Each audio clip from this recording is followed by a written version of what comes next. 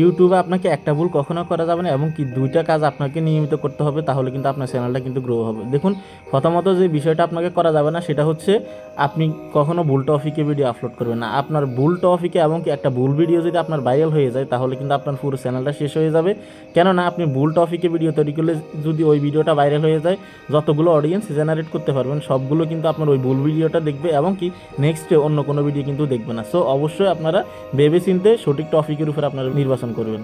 ২ নম্বরে যেটা আপনি করবেন সেটা হচ্ছে আপনি একই নিশে ভিডিও আপলোড করবেন। আপনি যত বেশি এক নিশের উপর আপনি ভিডিও আপলোড করবেন, আপনার চ্যানেলটা তত বেশি গ্রো হবে। আপনি যদি আদার্স ক্যাটাগরিতে ভিডিও আপলোড করে দেন, মিক্স কন্টেন্ট আপলোড করে দেন, তাহলে কিন্তু আপনার চ্যানেল গ্রো হবে না, আরও শেষ হয়ে যাবে।